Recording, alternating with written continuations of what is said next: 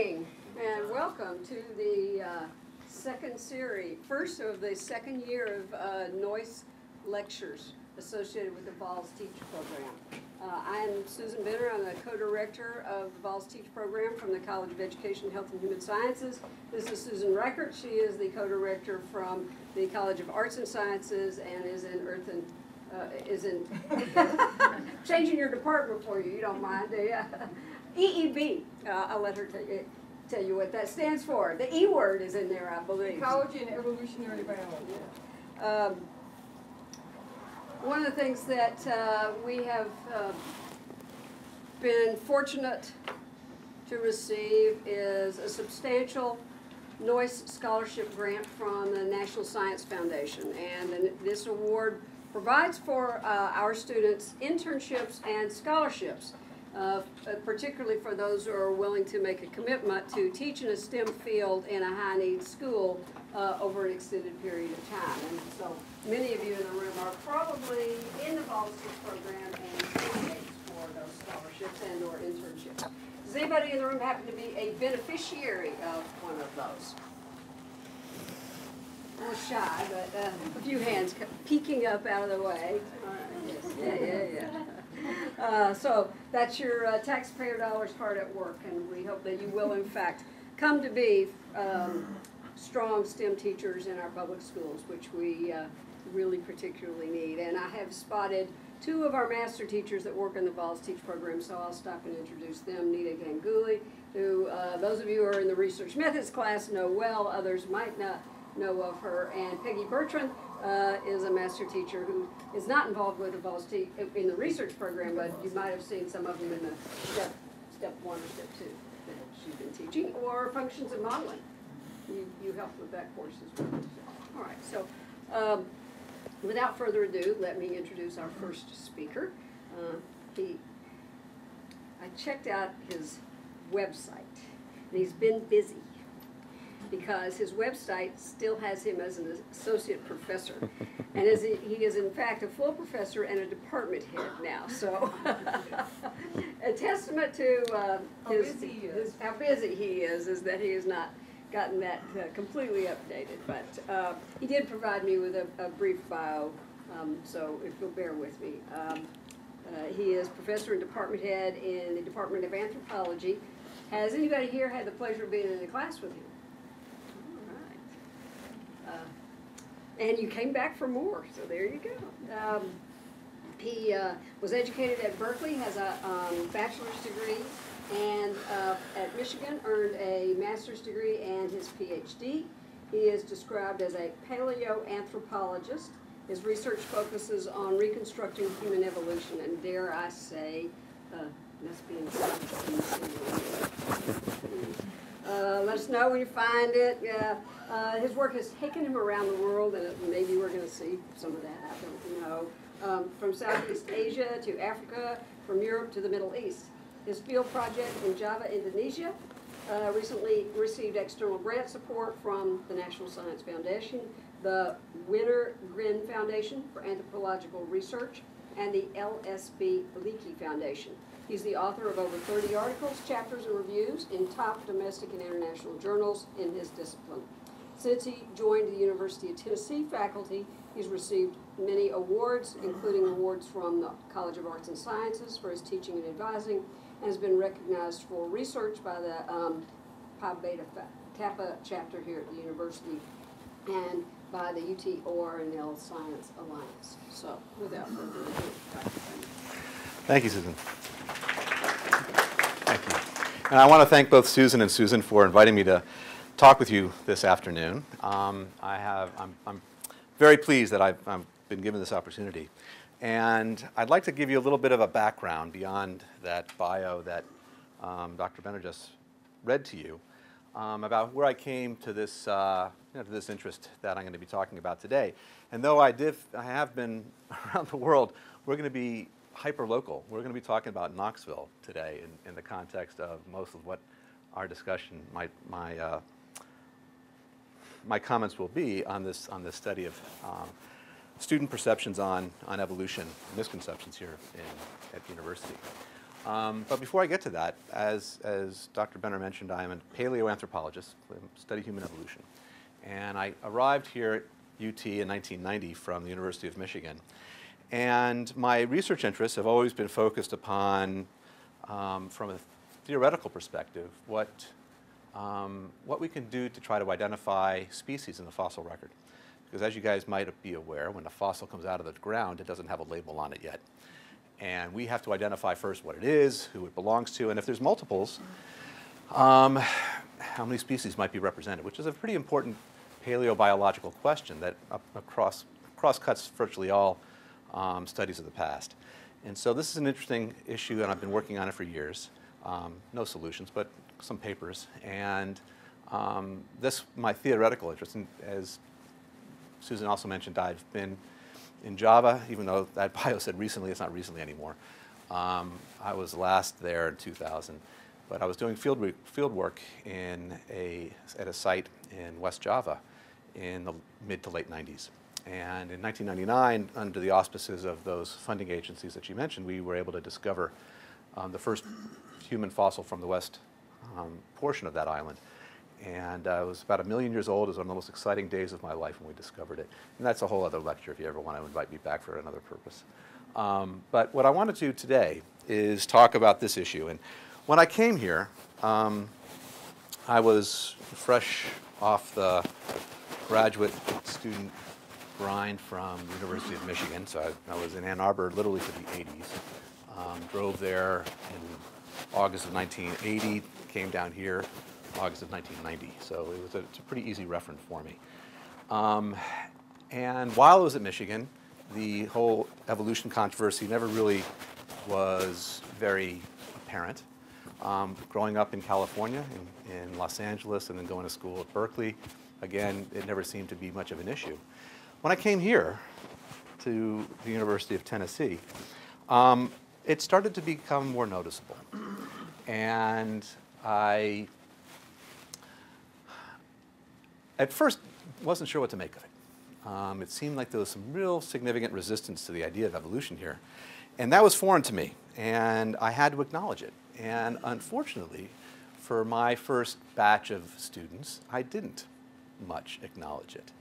And I blithely went along thinking that everybody was thinking like I did when I was talking about evolution in its context of understanding our origins and other aspects of biological anthropology. And it's particularly unfortunate that I had that attitude to begin with because, of course, when people think about the evolution controversy, what raises people's hackles is not spider evolution or dog evolution, bat evolution. It's our evolution. It's human evolution. And so this issue really quickly became front and center for me. And the whole idea about what evolution is, what evolution isn't, what science can and can't do, well, I started to think that I should address this head on with my students. And I have been ever since I came to that realization back in the early 90s. And so since then, I've been talking about these ideas and misconceptions in our students' minds about what they think evolution is, what they think science is, what they think science can and cannot do. And what I'm going to be presenting to you today is this summary of a paper I published in 2009 with a couple of my student colleagues, discussing specifically what these attitudes are here at the University of Tennessee from these data that I've collected over a decade of survey administration that I'll show you in a moment or two. So that's where and how I've come to be interested in this issue, and it fascinates me. In fact, I really love talking about this stuff. Not just to you guys, this is like preaching to the choir, but I'm often invited to go to civic groups and school groups, and there's quite a diversity of opinion, not to mention just in our classes as well. And I really get a thrill out of talking about these issues with these very diverse communities. So, to begin with, as I mentioned, I distribute, and I apologize if that's too difficult to see, but we'll talk about each one of those questions in turn. I distribute a survey at the very beginning, in fact, the first day of my introductory biological anthropology class. It's not called that. It's actually called Human Origins, which is a good title, and that's Anthropology 110. I also did it for years in the beginnings of other courses as well, to look at, and as I'll show you, to look at the differences between our introductory lowerclassmen and what we can see as far as understandings and attitudes amongst upper class people in the major as well as in graduate school. So this survey and answer sheet I distribute, so it has 4 true or false questions and then 1 request to define evolution. We'll look at each one of those in turn.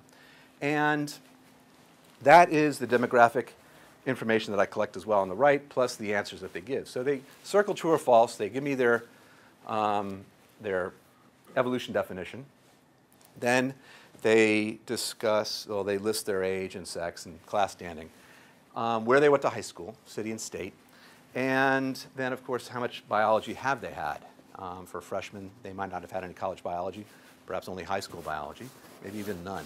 And so these demographic indicators, I was hoping would lead me to see if there was some real distinctions between our students with respect to their backgrounds, with respect to their preparation, in the context of these 4 statements that we have them answer on these surveys simply as true or false. And so what I want to do is go over the surveys with you, the survey questions with you, and talk about why I put those in there and what I try to elicit in the conversation I have with the students. So what happens is that they get the survey at the beginning of the class. They put in their answers. They turn it in. It's all anonymous. The only thing that can identify them is just the class itself. So the intro class and the date is the semester they've taken it.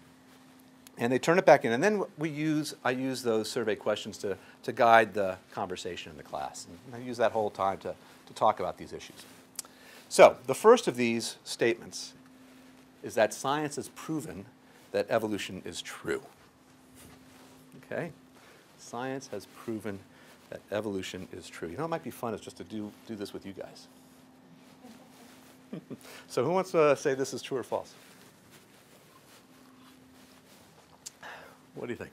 I'll go ahead and say what most people don't expect and say that is false. Why is it false? Because science isn't in the business of proving anything. Science is in the business of giving the best explanation given the evidence that we have. Excellent, excellent.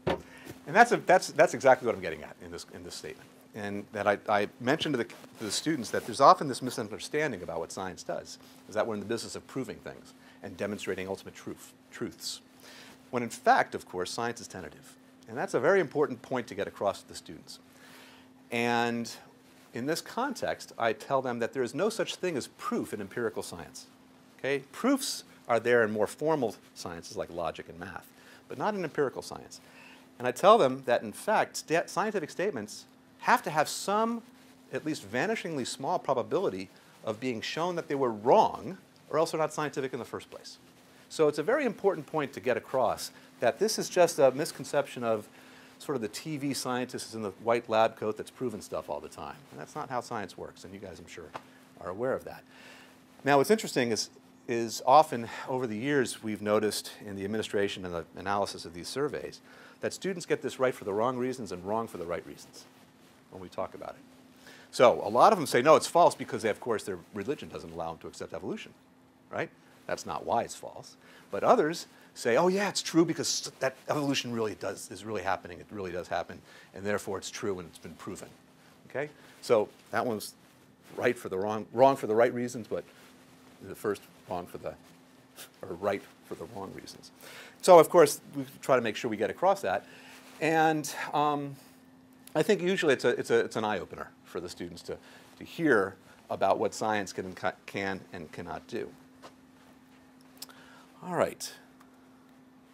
Well, the second one is one of my favorites, and here's the statement: evolution is not science; it is just a theory. Who wants to tackle that one? And preferably not one of my 2 former students, by the way. Anybody? True or false, and why? I'll take a stab at it. Anybody? Come on, you guys. Any students want to go for this one? True or false? You can start there. What do you think? Evolution is not science. Does anybody want to defend that as a truth? It's just a theory? We'll come back to that second clause, but you can just look at what's the rules with true and false. any part of it's wrong, what is it? It's false. Right, so is evolution science, please? Yes. Yes, okay, so what's this answer? Very good. Okay, now why? Why is this false? It's just a theory. What does this play upon? What's the misunderstanding that this plays upon? What word here is key? Okay, just is the pejorative one that really tells you that this is a misinformed statement. But what is just? Just a what? Theory, right? So this is really playing very strongly upon the common misconception of what theory is, right? Because in fact, there are really two ways of understanding, two ways of conveying, two ways of perceiving theory. The popular conception of theory is often what? If you give me a one-word synonym, what would it be? Opinion? That's guess I prefer as well. Opinion is polysyllabic, but I'd go, yeah, let's go with guess. Hunch, right? That's what most people think theory is, that it's a hunch or a guess, right? So again, getting back to the TV show, the cop says, well, our theory is that the butler did it. Okay, that's a guess or a hunch. But in science, of course, it has a very different meaning. And it's interesting because this is sort of associated with another misunderstanding about the importance of various terms in science. When they're saying, when you hear this statement that, oh, it's just a theory, it's not a what? Fact, exactly right. So in this case, what's being elevated above the status of theory in that statement? What's seen as being more important? Well, facts are, because it's just a theory, it's not a fact. If it was a fact, well, then we might have to take it more seriously, right? But this is because they're thinking that theory is a hunch, and fact is something that we know is right, okay? But in science, theory is not a hunch at all. In fact, it has a much, much more important meaning. What would that be? If we talk about guess as a synonym for the popular understanding of theory, what would be a one-word synonym? Nope, hypothesis is sort of a lower level theory. Okay, it's a beginning of a theory. How about, huh? Paradigm, okay, getting there, but I want to hear that word again. That's the word. That's the word I often use for the students. That theory is an explanation. And what does it explain? What does it make sense of? The facts. Okay, so it's really turning it back on its head. It's not facts are more important than theory in science. Theory makes sense of the facts. Okay, so theory is a very important explanation, and that's the very important point to get across to the students in, again, this misconception that often is demonstrated in these introductory anthropology classes. So then from there, I move on and talk about, well, what makes this theory scientific? What makes an explanation scientific? Well, a couple of things. And there's more, and of course we can talk about the epistemology of science and theory in philosophy of science classes, but again, this is at the basic level with the intro students, and so I want to make it simple and I want to make it understandable quickly. And so the two things I focus upon in the context of theory is the first one I've already talked about, so that any scientific statement before has to have some possibility of being shown it to be wrong. There has to be some evidence that can potentially disprove that theory, or else it's not science, it's dogma. Okay? And so I bring up the idea of falsifiability. And scientific theories, scientific explanations must be potentially falsifiable, okay, to be scientific. If there's nothing at all that could ever be discovered that could show that to be wrong, it's not science. Okay? So falsifiability is an important point to raise and share with the students. And then I ask them, well, you know, what about human evolution? That's the one that raises all the hackles, it's contentious. Is there something that could be discovered next week, tomorrow, in a month, in a year, in a decade that could cause us to discard our current understanding of human evolution? In other words, put me out of a job? Could you think of something? And the voice of God doesn't count here. Okay? What would that be? Can you think of something? A really old human skeleton. A really, like a 100-year-old guy? No, way No, what do you mean by that? Be explicit. What are you talking about? You're exactly right, but where and when? How about Mesozoic? There you go. How about Mesozoic? So what if we do find a human skeleton right there in the Jurassic, right? Right there alongside the dinosaurs. Well, that would be a real kick in the pants for our current understanding of human evolution. Because right now, humans are maybe 155,000 years old, our current species. We've been walking upright maybe 5 to 7 million years. Okay? Dinosaurs, of course, went extinct 65 million years ago. And so if we were to find something extraordinary like that, that would make a major reinterpretation or discarding of our current understanding of human evolution. So that's a way that human evolution could, in fact, be challenged, could, in fact, be falsified. Now, of course, extraordinary claims require extraordinary evidence. So something like that would have to be very, very airtightly demonstrated for it to be accepted by science. Nevertheless, that's a possibility of real evidence that could be discovered that could disprove our understanding of human evolution. So the museum in Kentucky doesn't count. Exactly. The museum in Kentucky certainly does not count. Though there's also places that have been claimed this. There's the Paluxy River footprints in Texas, in which there was, and there still are, some that claim that there are human footprints overlain by dinosaur footprints in the Paluxy River. And they look human, but except they're really three-toed dinosaurs that just got eroded to look like humans. Nevertheless, those claims have been made and they will continue to be made. Most anti-evolutionists have disavowed that one already, though, quite a few years. The other aspect of what makes a theory scientific is that it can only invoke what type of causation? Or to put it another way, what kind of causes cannot be invoked to explain something scientifically? I sort of gave you a little bit of a hint of what I wouldn't accept as far as an answer here just a moment ago. Any guesses? What kind of causation can science invoke? Ultimate causation? Natural. Natural. Very good. In contrast to? Supernatural. Supernatural. Exactly right. All right? So this is also very important for the students to understand that scientific explanations are limited to the natural. What we can observe through our senses or through more indirect methods through our instrumentation. But what can be in the universe, in the physical universe, is what science can investigate. Anything that is not, in other words, that is by definition supernatural, forces, spiritual forces, entities, deities, things like that, they're beyond our ken. They cannot be examined by science, and as a result, we cannot invoke those in scientific explanations. So, scientific theories have to be falsifiable, and they also can only invoke natural cause. Okay? So those are two very important things that I try to convey to the students in the context of this statement. Getting back to the first one, as far as science being proven is true and so on, and what science can and cannot do, another very, I think, effective way of demonstrating this to the students is talking about what kinds of questions science can answer. Okay? So, I mean, when you're talking about an interrogatory, a question, what are some of the words that start questions?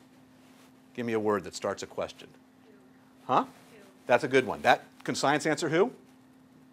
Yes. We're not talking about big H, big W, and up in heaven who. But yes, it can answer who questions. What other questions can science answer? How. Very good. In fact, all the time, how is being asked and answered by science. What else? What? When?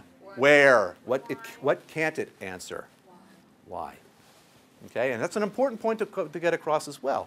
Science can't answer why we're here, right? We can describe and explain how we think we got here based upon the evidence from the fossil record, embryology, and so on. But we can't tell why we're here. So I think it's an important, though it seems semantic, but I think it's an important thing to get across is that ultimate questions of why, not really within the realm of science. You don't want to confuse why and how. Okay? How is mechanical, how is how something occurred. We can answer that question. But why it occurred, if there's a higher reason for it, we can't get to that in science. Okay? So those are important things, I think, to help convey to the students. All right, here's a good one. Creationism is a legitimate scientific alternative to evolution. What do you think the answer to this one is, true or false? Okay, there seems to be a little bit more consensus here and easily stated. Why false? Who wants to say why? Heard it back there. Anybody want to say why? What's the problem with this as a legitimate scientific alternative to evolution? What's the problem? Exactly, right? And I often, tell the students, tell me what the first 5 words of the Bible are. Most of them know that. right? In the beginning, God created. 5 words. God created. So all at the very beginning of the Judeo-Christian story of creation, it's invoking a deity that did the creating. And then I asked them, well, what can't you do to God as a scientist? What can't you do to God? Falsify. You can't falsify God. You can't test God's existence, right? God, by its very definition, as a supernatural entity, is outside the realm of what science can investigate. Okay? So things that claim supernatural causation, by definition, are not scientific.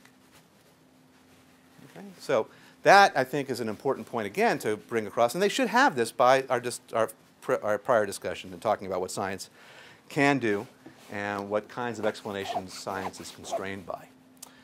Now, I also, at this point, usually bring up intelligent design because creationism has lost a lot of its cachet. And what's interesting, anti-evolutionism evolves quite radically. And today, intelligent design is the primary way in which anti-evolutionists operate.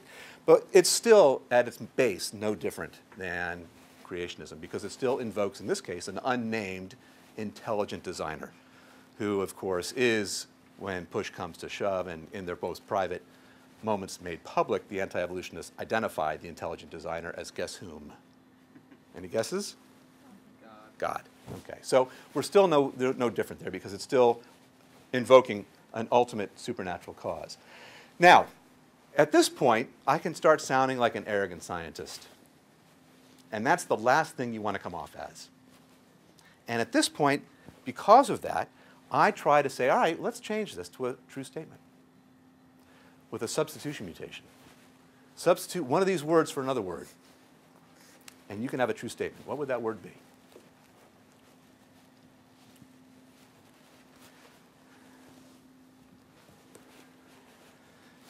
If it's not a scientific explanation or scientific alternative, what is creationism? Hmm? Right? Belief, it's a religious explanation, right? And so it's important at this point to not belittle religious views, not to say they're not worthy, not to say they're not on a par with scientific views, because in fact, they are. Creationism is a legitimate alternative to evolution. It's just not a scientific one. It's a religious one. And it's important to understand and convey that it is not science, but it's also important not to belittle it because 99% of the people you'll be talking to about this have a strong belief in this. So being able to demonstrate that there are different ways of knowing and that they could be perceived to be on a par in the context of personal philosophy is I think, a legitimate way of going at this as well. So creationism, in fact, is an alternative. It's, in fact, a legitimate alternative to evolution. But it's not scientific. It's a religious alternative. It's a faith-based, supernaturally based alternative to evolution. It provides an alternative explanation of our origins. Okay, not an alternative scientific one. And as you might expect, I don't think there is a viable, and certainly I don't see one, any viable scientific alternative to evolution in the scene or on the horizon. Well, that brings us to the last one. This is interesting because, as we'll see when I talk about the data and what it's been compiled to show. What do you think about this? False. Right? Most people will just immediately say false on this, and most in fact do, as you'll see when I show you some of the data. But what I want to try to convey in this as well is a difference between what scientists do with their theories versus what people can do with their beliefs. Okay? And at this point, I typically ask the students to ask me if I believe in evolution. Okay? I also talk about God too, but that's another issue. So, go ahead. Do you believe in evolution? Oh, good question. Thank you. And I say no. I don't believe in evolution. I accept evolution based upon the evidence of fossil record, comparative anatomy, embryology, genetics, and so on. But what I don't do is believe in any scientific theory. Because believing in something means that you can take it on what? On faith, right? And science is not taken on faith. Science is accepted based upon evidence. And I think it's a really important distinction to make and to show to the students. It seems semantic, and yes, it is in some respects, but I think it's an important one to distinguish between accepting something based on evidence versus taking something on faith, believing in something on faith, based on faith. So as we'll see when we look at the data in a moment, a lot of students have already come to this realization quite early on. As I said, I also talk about God, and I think that's an important thing when I'm talking. You guys are all, this is Vols Teach, this is for future teachers of, Well, and also, is a mix, because Mix? we advertised it widely. So Okay. some of them are Vols teaching, some of them are doctoral students in other programs, or Excellent. others. So I meant to kind of survey the audience to see who we have here, but they're not. It's not 100% Okay. Vols teaching audience. well, what I was going to emphasize then is that when I teach, no matter what the audience is, I feel it's almost counterintuitive. I open up more to students in a room like this or in a lecture hall than I normally would do one-on-one. And I feel comfortable telling them exactly what I believe the very first day of class when it comes to this. Because they're not only interested in whether or not I believe in evolution, but guess what else they want to know, right? I'm going to be teaching them for 16 weeks, a full semester. They're going to want to know, what do I believe? Do I believe in God? And I ask them, and I let them ask me, all right? And as I said, I'm honest with them. And I tell them I'm agnostic, okay? I'm not an atheist, which means, by the way, atheism means that you believe there is no God, right? So an atheist is taking something on faith, that there is no God, right? I don't know. And I often at this point bring up a bumper sticker one of my colleagues has proudly displayed on their vehicle. It says, militant agnostic. I don't know, and neither do you. But if I were to put a bumper sticker on my car, it would be apathetic agnostic, right? I don't know, but I don't much care, right? Because about God, I'm being truthful. I do not much care about that. In other words, the why question that drives a lot of people's searching for meaning and understanding, well, I think I've answered that for myself. I derive the why of my existence from the relationships I have with my family, the love of my family, and what I do for a living. That gives me my personal satisfaction. The other questions are much more interesting and much more important to me from a professional perspective. So how did we get here, right? That's a lot more interesting to me than why are we here. So I talk about that with them. And I think that also humanizes me somewhat more. It lets them know where I'm coming from. Finally, in this one, I talk about that there are two really diametrically opposed, opposite ends of the continuum, individuals that say, yes, this is absolutely true. So on the one end, maybe we'll call it the right, you have the fire and brimstone preacher who says you're going to hell if you believe in evolution. So the absolute undeniability of their belief that the good book, whatever good book it might be, and it doesn't necessarily have to just be the Bible, it could be the Torah, it could be the Quran. In fact, this goes across all fundamentalist stripes of major denominations, have trouble with evolution because they see their book as being the inerrant, historical, factual word of God, and as a result, it doesn't jive very well with an evolutionary understanding of our origins. However, on the other end of the spectrum, and these are the people I have even more of a problem with, are what have been referred to recently as the neo-atheists or the militant evolutionists. And these include individuals who've made quite big names for themselves. Most recently, of course, and most spectacularly, is that British evolutionist. Who am I talking about? Anybody know? Say it again. Richard Dawkins. And of course, he wrote a book, not inflammatory at all. What was it titled? Anybody know? His most recent book on this issue?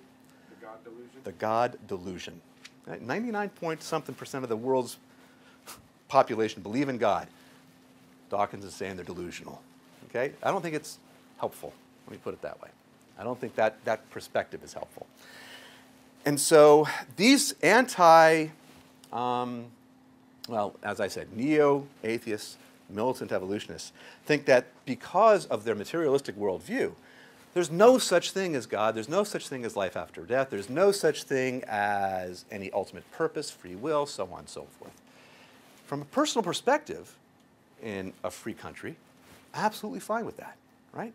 But what's I find objectionable is that they're using their bully pulpit as a scientist, as a renowned scientist, to say that these kinds of views are wrong and that people that have them are delusional. And I think that's where the problem is. And that's where I think, unfortunately, a lot of the scientific arrogance that's now being perceived is the result of their getting those views out there.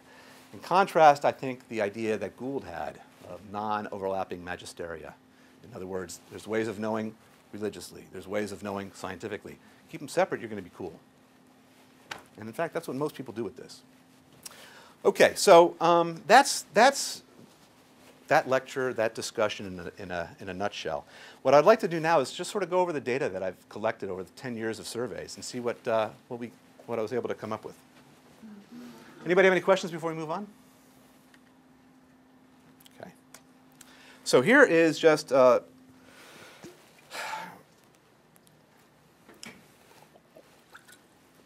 graphic depiction of who's taken this survey. Most of them, of course, are the Anthro 110 students on the left. That's the introductory class that I teach. And there was 860 respondents. I think I administered this between 1998 and 2007 is what this data is reflecting. Okay? So most of the students are, of course, from the intro class. 495 is my human evolution class at the undergrad level. 582 is the graduate version of that class. 460 is the evolution class in EEB. And there was also, I administered this to a number of UT education students back in the day when I was, well, there was a program here called Scholar in the Schools, and I applied and was accepted to be that scholar in the schools, and I was going to actually go into the Knox County schools and talk about evolution for a semester in a particular school. Never happened, so I was the first scholar not in the schools, and so what I ended up doing was talking to education students here on campus for the most part, and visiting other schools that would have me for a day. So, the modal student was, as you can see here, a 19-year-old female sophomore from Tennessee who had completed only high school biology. So, here we have the data. Remember, true and false, all of them were false. The first three, there was a pretty close split as far as what they were answering. So science has proven evolution is true. Evolution is not science, it's just a theory. Creationism, a legitimate scientific alternative to evolution. Those three, that's questions 1, 2, and 3. You can see that the true and falses aren't that far apart from one another. But notice number 4. By the time these students come to college, they have all made some sort of a personal accommodation with respect to their faith and perhaps accepting science, accepting evolution in particular. So I've been struck that this has been a very consistent finding that 90% of the kids are coming into class already making an accommodation. And this accommodation could be very wide-ranging. And that's why I refer to anti-evolutionists and not creationists. Creationists have a very big tent. It can go all the way from the fundamentalists who deny any aspect of evolution because it disputes what the Holy Book says, up to what are called theistic evolutionists, who basically say that God started perhaps with the Big Bang, but everything else since then has been hands-off and natural. But those are both within the purview of creationism, because they still invoke at their ultimate source a deity, a supernatural entity. So this, I think, illustrates how so many different possible accommodations have been made between people that do accept evolution, but also have a very strong personal belief in God. And so that's pretty common. If you believe in evolution, you can't believe in God. That's number 4. So a lot of people say, no, that's false. All right, well, I think these next series of slides were comparisons that I thought would be illustrative of differences between these groups of students. So for example, I thought, oh, and there's the mean number of correct responses, about 2.5 out of 4. I thought, intuitively, that when you look at their class standing, seniors should do better on this than freshmen. Now there's a slight upward tick there, but none of that is significant. So there's no significant differences between seniors taking this survey and the answers that they get right versus those of freshmen. First surprising result. How about those that had biology? This was even more shocking to me. Look like significant differences anywhere?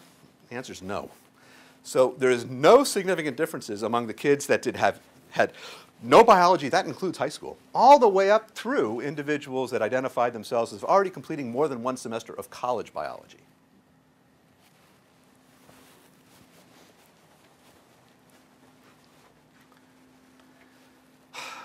No difference between their ages, which sort of correlates with the freshman, sophomore, junior, senior distinction.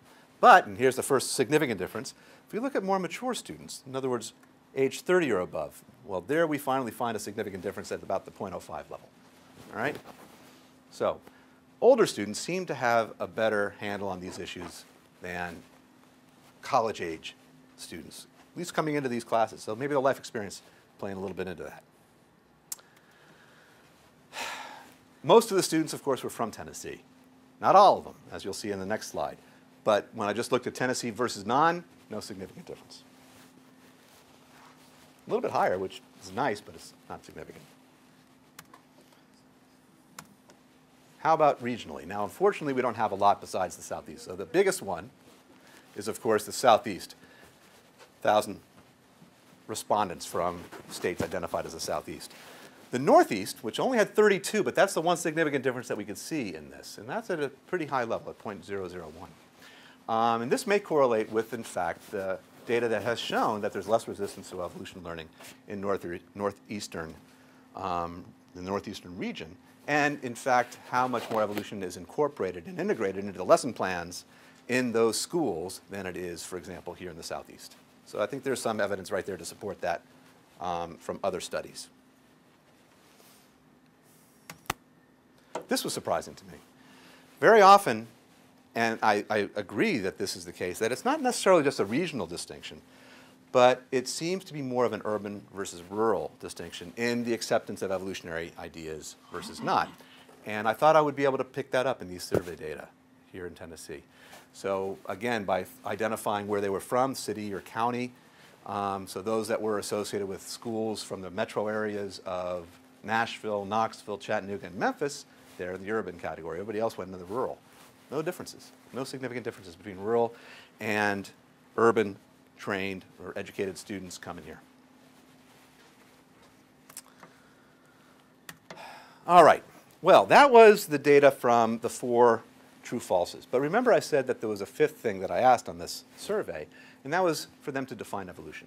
So I get everybody's evolution definition on that piece of paper, and then I enslave a work study student, and they enter these data and the evolution definitions verbatim into a spreadsheet. From that, I can use a SAS text analysis program to look at these definitions and see what they do compared to a standard of what I'd say the definition should be. Okay? So, if we were going to define evolution in the classic microevolutionary sense, it would be change in gene frequency within a population over time. And there are 5 key words in there. So what are they, if we're going to go in order? What would be the first key word? Excellent. So that did change to red, by the way, in case you couldn't see it. It's more dramatic when it's darker. What's the next one? Gene. Okay, good. There it's red. Next? Frequency. Good. Next? Population. Good. And finally?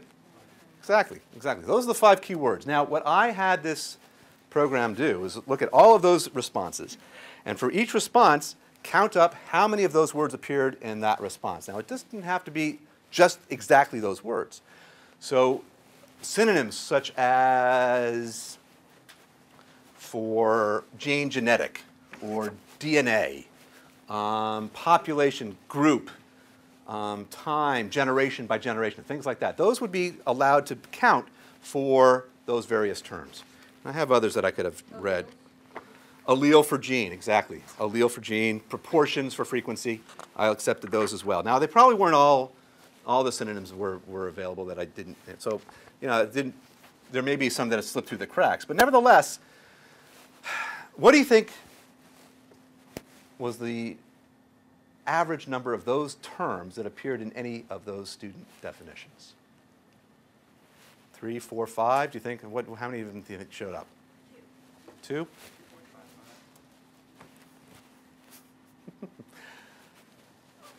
0.2% got all 5. Okay? The modal, 34.4 is 0. That's the modal response. The biggest slice of the pie, 0, none of them. And then you see about a third got 1, a third got 2, and it dropped off pretty radically after that. Okay? So here's the 2 that did work, but notice who they're also from. These are in my grad anthropology, my human evolution class. Hopefully that's where those should be coming from. But not a single one was able to be pulled out of the intro class in that 10 years of data of survey. Have So, you had biology before?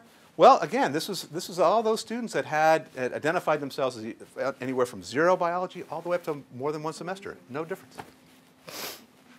So here are the 2 that were pretty good. I'll let you just read those. They're not that exciting, but they're pretty good. Okay, well then, okay, here's just showing the data. Average for the intro class, less than 1 of those. Average for the human evolution grad class, 2.25. And there's differences between the 495, which is the major human evolution class, and the intro class.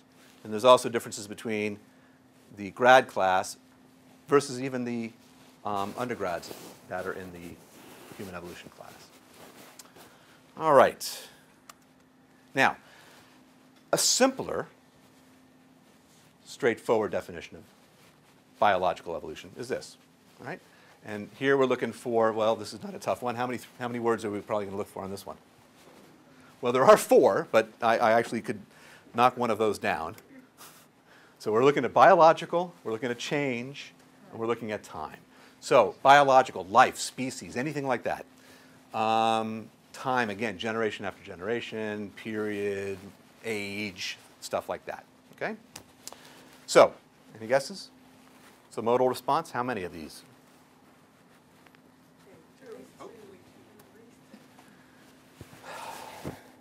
Well, the mode is 2, 35. That's the biggest slice of the pie, right? Only 17, 18% didn't have any of these. So that shows you that 82%, right, had at least one of them, which is good. Mostly change, I would think. But that is what they see. So here we have some of those, and here's, I think, now here's a couple of the answers.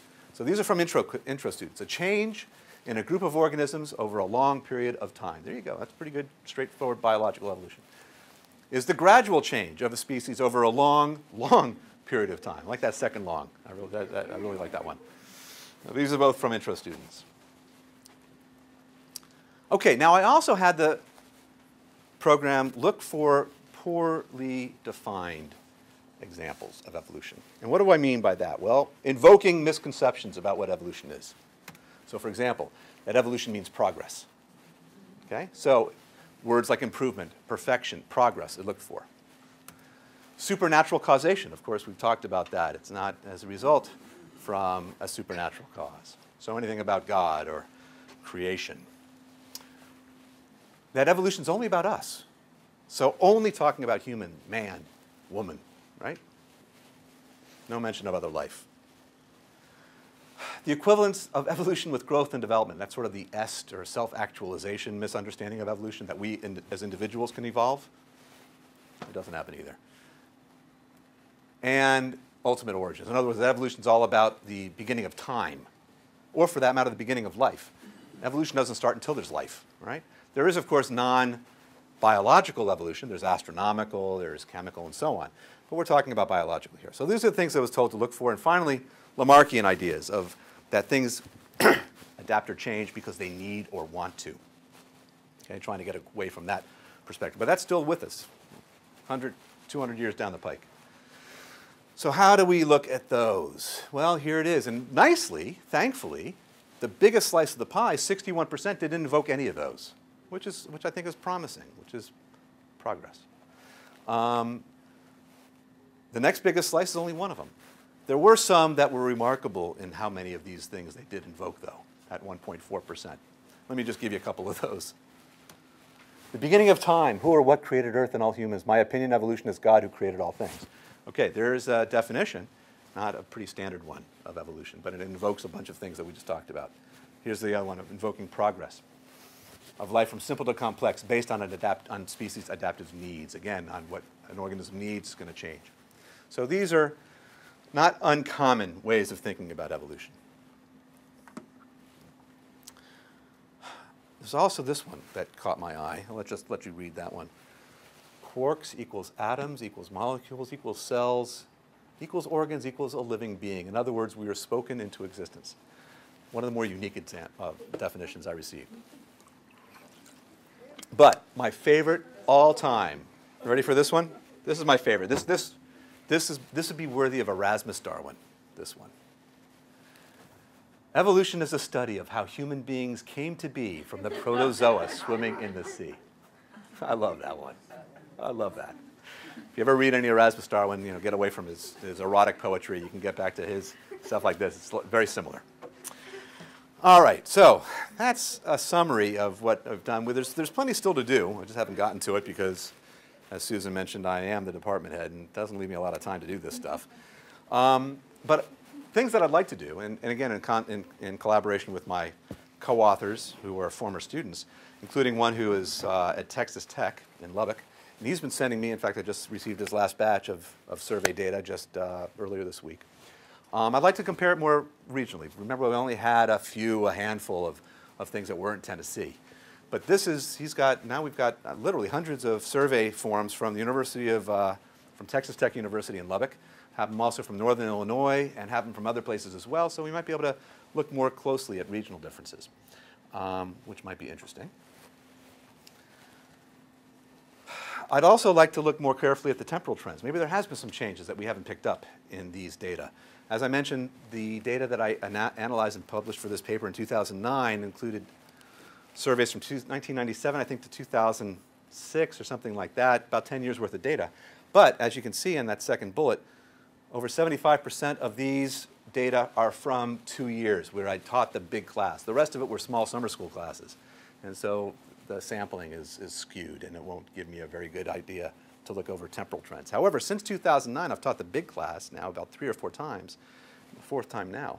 So I can really now look at big samples from 2010 and later and compare it to 2000. So maybe that 10 years we can see some interesting changes, if there are any, in our introductory students over these last decade. And I also, as I mentioned, I've gone in and talked about these issues with high school classes, particularly high school honors biology, that have invited me in, taking these survey data from them, and I'd like to analyze those too. I haven't done that yet. See maybe if these students are coming in with better ideas than most of our college freshmen are. And I think I have a couple acknowledgement slides. Nope, they're not there. So I want to acknowledge the help from the university, the stats service in the first place. Susan, question? What really bothers me is you have in anthropology, they're in the study of anthropology. They've had the first course, and now they're in the 400 level course, and they still don't currently. Some don't. Have you thought about pre and post course? You know, that would be interesting, and I have thought about that, but I have never done it. And But then base their grade on what. well, then they try to get all of them wrong in the first one, right? But I haven't done that yet. I'd be interested to do that. So we have a few more minutes. Is that right? Are we done at 6:30? Yes. So if anybody has any questions, I'd be more than happy to answer them. Any comments? Let me just maybe should bottom line it a little bit. I think that we have an opportunity here from these data. And again, I'm not claiming that that survey instrument is perfect or ideal. There's been issues that have been pointed out to me. Nevertheless, I think it gives us some idea of general trends or problems. And I think it's important that we convey these ideas right off the bat in our introductory classes. So when you guys are out there teaching, it's not a bad idea just to go after these kinds of things head on.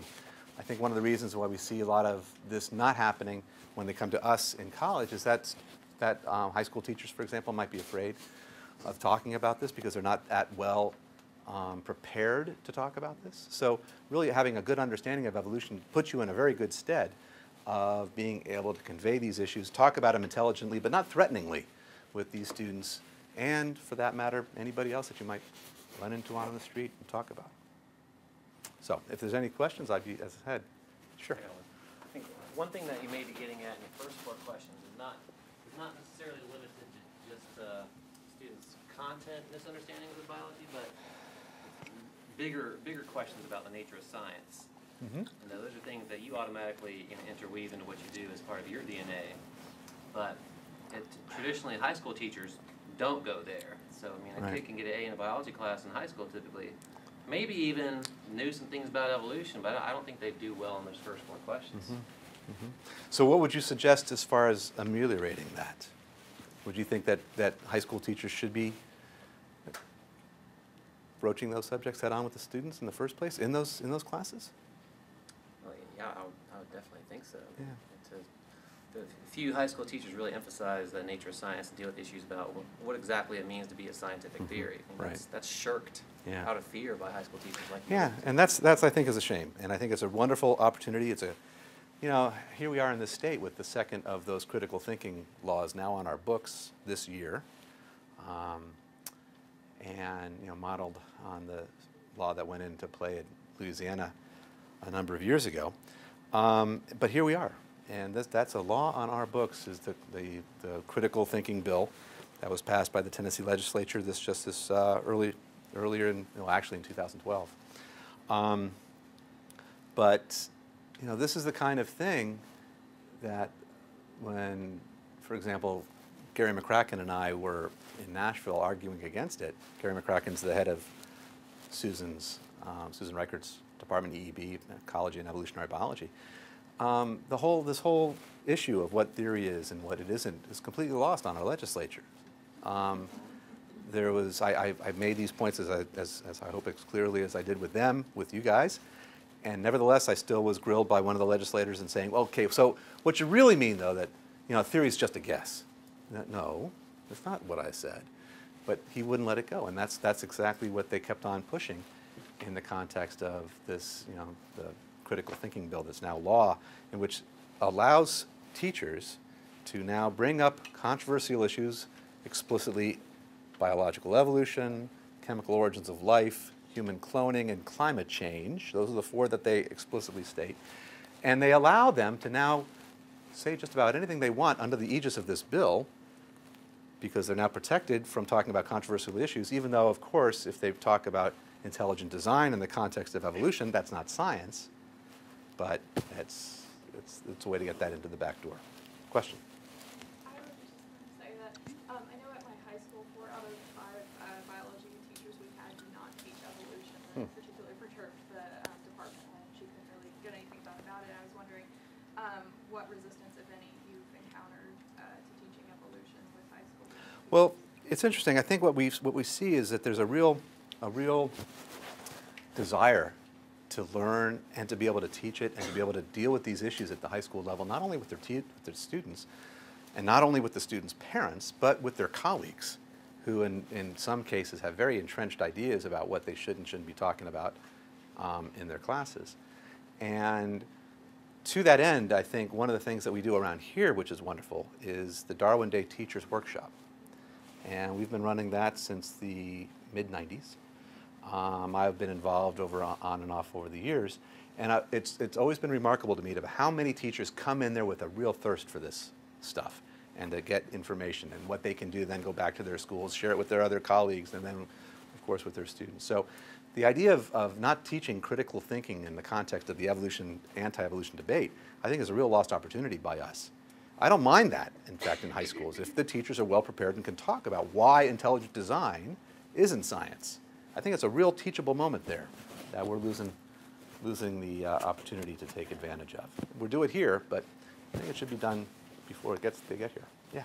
Have you thought about looking at, say, scientists on this issue too, by discipline? Because one of the things, I spend a lot of time hanging out with physicists, and in physics, the dual nature of light and some of these other things that you have to wrap your mind around, and then start to say, well, there's a model of the universe that works for this scale, there's another model that works for this scale, and you get kind of in a zen. And so I was wondering if you thought about whether or not any discipline deals with sort of these fundamental nature of science, or models. I'm thinking more along the line of models of reality, and ways that you can take the abstract you can't see and create a model. Yeah. Whether or not that is something we ought to be talking about with our students as well. Perhaps. But I think, you know, you might, in that kind of high-level conversation, might be losing some if we don't convey what we're really talking about effectively with students coming into our classes, particularly at the introductory level. What I've noticed over the years, though, is that there are a lot of scientists that work, for example, just in not in physics or, you know, particle physics or theoretical physics, but within biological evolution, that don't have a comfort level in talking about these issues, even with their students. And that a lot of this is something that they feel, oh, they should know this, we shouldn't be spending time that's remedial, when in fact, again, I think they're missing the opportunity to take advantage of an opportunity. But I think also being grounded in language and in philosophy and in ways to talk about ideas Yeah, in a way that's non-threatening I agree. would be important for scientists to Absolutely. And that's one thing we really want to avoid is that threatening arrogance that often comes across using a lot of big words that they don't understand and expecting them to. I think that does us a disservice. But you can do it at the high school level. I mean, I taught honors biology for 16 years at Oak Ridge. And one of the central tenets of my class is always evolution. It's wonderful. I wish But that was a model. I taught in Oak Ridge. So, Exactly. and I have a student here we were talking about it today. And so it was not difficult for me to do it. I did it for 16 years. Yeah. So, Yeah. but now I can see issues when I'm talking with other teachers about how. So why were you so well prepared and many of your colleagues aren't? Is it because of their preparation at their? I'm a PhD in genetics, so. Well, that helps. And Yeah. so I sort of was interested. That would help. Not fair. Yeah, yeah. Could you define evolution? I'm getting back to your questions that were a bit tricky Yeah. at the front. Because what is the definition of evolution? Well, I thought that either one of those two that we discussed would have been adequate. Doesn't it just mean change? If Well, you it could. looked it up in the dictionary? Yeah. And don't things change? Don't cars change? Don't True. over But through then time? you Don't organisms want to organisms distinguish change through between time? biological evolution So versus that's none. fact, right? Change occurs, so it's fact. Right, that change does occur is something that can be observed and is factual. So evolution by natural selection, in other words, the mechanisms by which the change. Right, and occurs. you're going at the idea of, you know, evolution's a fact and a theory, right, that argument? Yeah. I've always thought that duality doesn't serve much of a helpful educational purpose for our students. At least I've never encountered that as being an effective argument. So that's why I try to distinguish between facts and the theory as an explanation for those facts, rather than trying to say they're both fact. I think it's more effective to distinguish them. But I see your point, and it's been used quite a bit. So, I'm not telling you not to, Susan. But there are other points, though. All right, well, let us thank him for his lecture. Thank you. And two more things. One, I should have recognized one of our co-sponsors of these lecture series is NIMBIOS. So I saw you sitting over there and thought, oh, I should have done that, so I apologize. I wanted to actually mention, Dr. Kramer mentioned that teacher workshop about teaching evolution by Darwin Day, Tennessee. It's actually going to be this coming Monday. You're all invited. I think that